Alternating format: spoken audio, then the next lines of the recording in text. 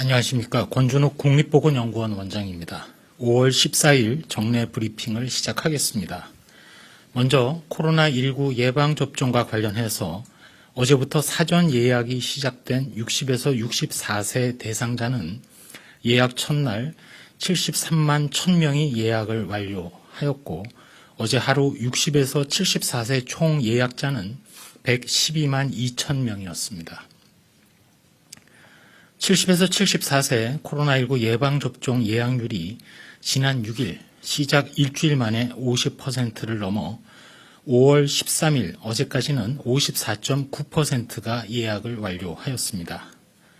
사전 예약은 어제부터 60세부터 74세까지 모든 연령층에서 오는 6월 3일까지 가능합니다. 60에서 64세와 같이 사전 예약이 시작된 유치원, 어린이집, 초등학교 1, 2학년 교사 및 돌봄 인력은 예약 첫날 45.8%가 예약을 완료하셨으며 아스트라제네카 백신으로 6월 7일부터 접종을 받게 되십니다.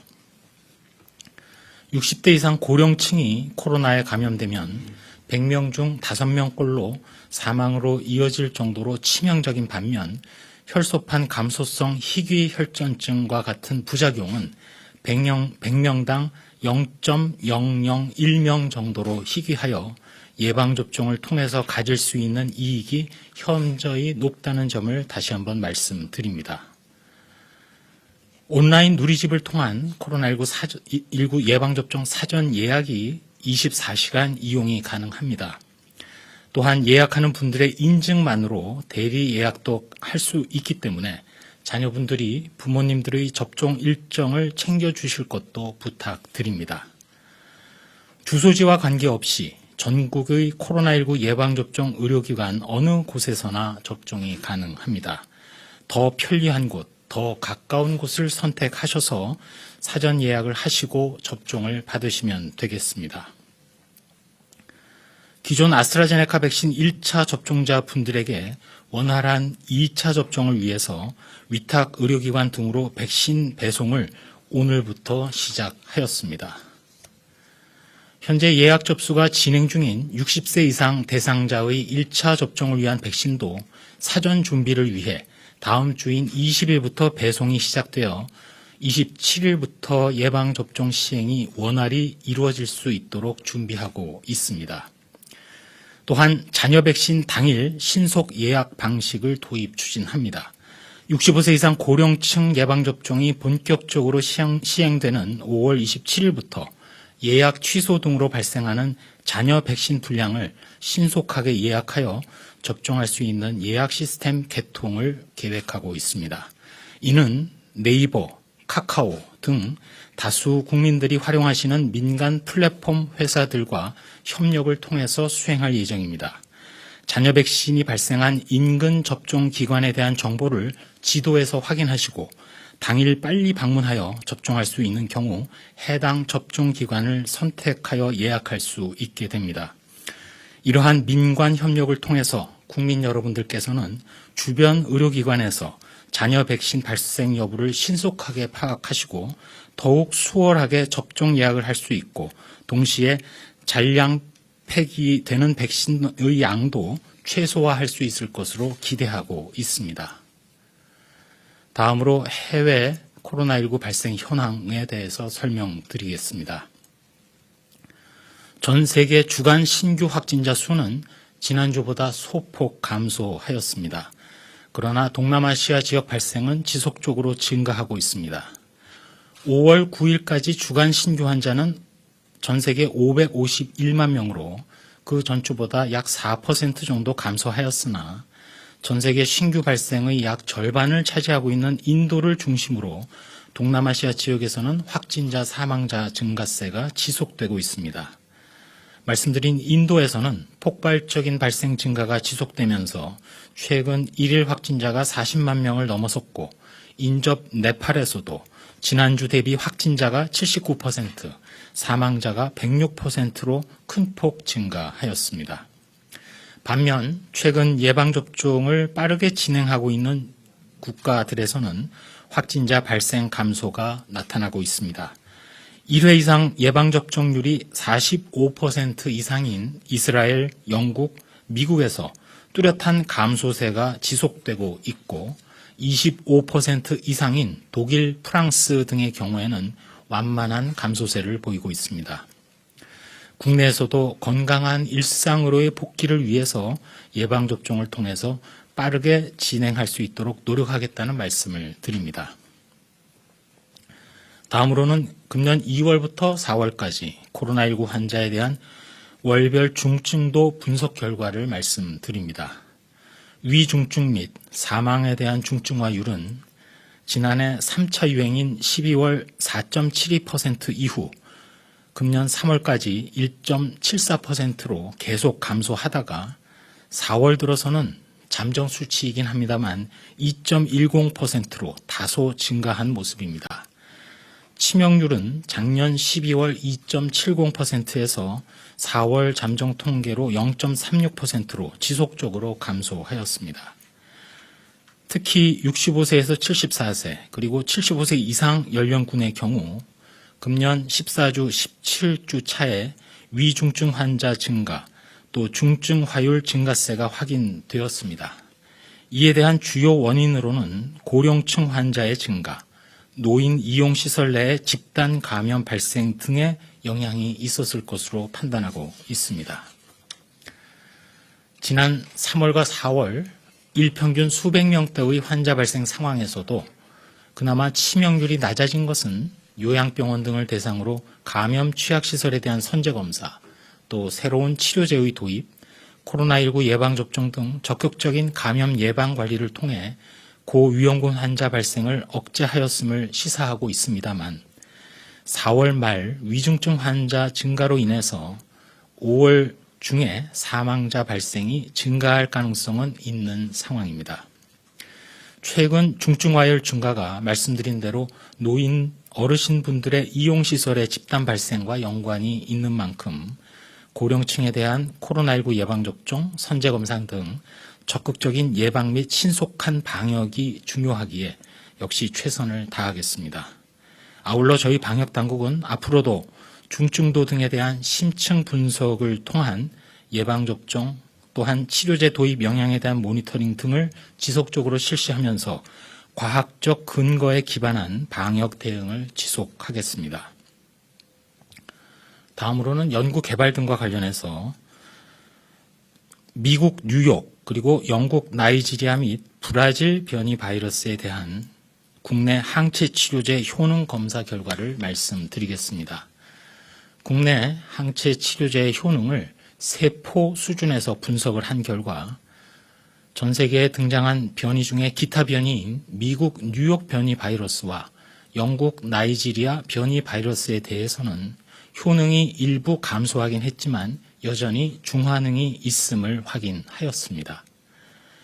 다만 브라질 변이 바이러스에 대해서는 기존 바이러스 유전형에 비해서 중화능이 현저히 감소하는 것을 확인했습니다.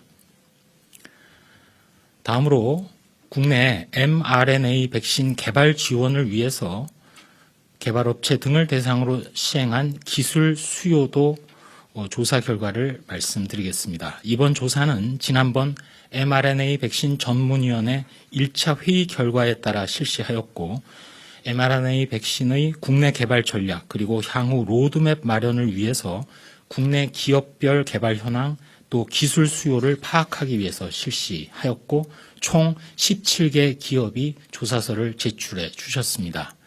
그 결과 원자재 생산, mRNA 백신의 안정화 기술, 지질 나노 입자 등 약물의 전달체 기술, mRNA 생산에 필요한 벡터 기술 등이 각각 정부 지원이 필요한 기술 분야로 파악이 되었고 중앙방역대책본부에서는 이러한 조사 결과를 토대로 해서 mRNA 기술 개발과 관련된 정부의 부처별 지원 방향을 논의하기 위해 다음 주 월요일 5월 17일에 mRNA 백신 전문위원회를 개최하고 전문가들과 논의를 지속하겠습니다.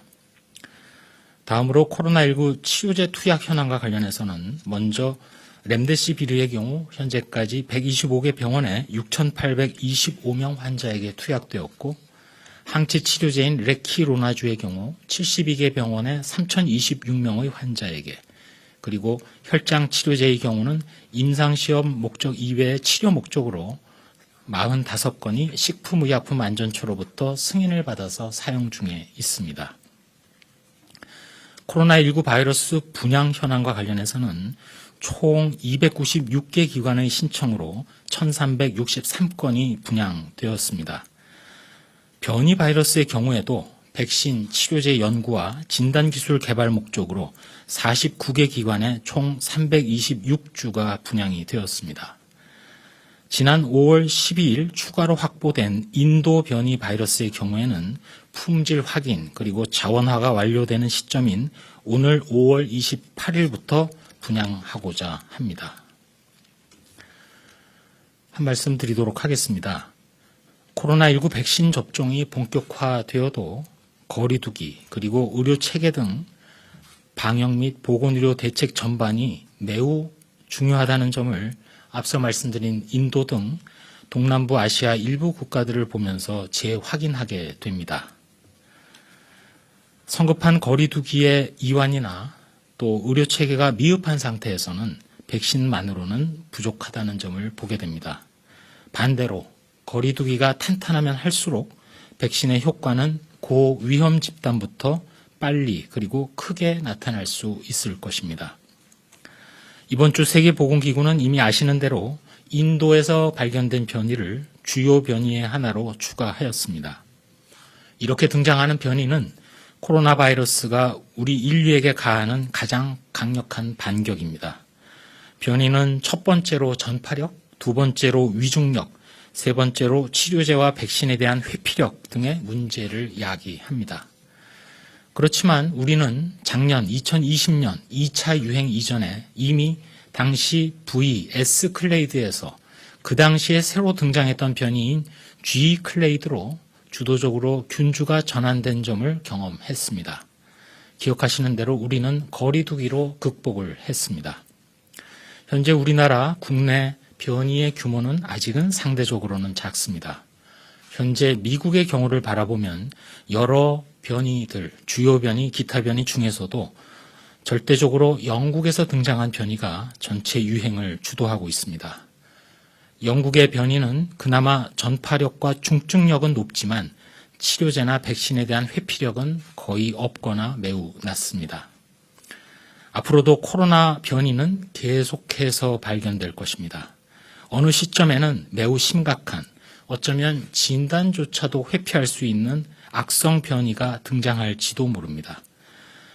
코로나 변이는 사실 등장하는 대로 거의 대부분 다 소멸하지만 극히 일부가 기존에 유행하는 균주를 대체합니다. 확률적으로 유행 규모가 크고 방역이 취약하고 변이에 대한 감시 체계가 미흡한 국가나 지역에서 등장할 가능성이 높습니다. 따라서 등장을 하더라도 발견되기까지 상당한 시간이 걸릴 수 있기 때문에 국제교류와 평평한 이 지구상에서 어느 나라든 변이를 해외로부터 들어오는 것을 막는다는 것은 100%가 아닙니다. 그렇지만 결국 변이 대응도 현재 우리가 하고 있는 코로나에 대한 대응과 같은 수단, 즉 일단 거리두기가 최선입니다. 여기에 현재 접종이 진행 중인 우리나라에서 접종하고 있는 안전하고 효과가 높은 코로나19 백신을 최대한 많은 분들이 빨리 접종에 응해 주시는 것이 역시 변이에 대해서도 대응하는 최선의 길이라고 생각합니다. 일단 변이에 대한 방역 대책에 노력하면서 동시에 계속해서 등장할 변이에 대한 두려움보다는 우리가 그동안 실천하고 쌓아온 거리두기의 역량, 또 백신 접종이라는 현재의 수단을 충실히 이행해서 피해를 최소화하고 유행을 관리하며 그러면서 일상으로 돌아가는 일정을 당기는데 저희들도 최선을 다하겠습니다.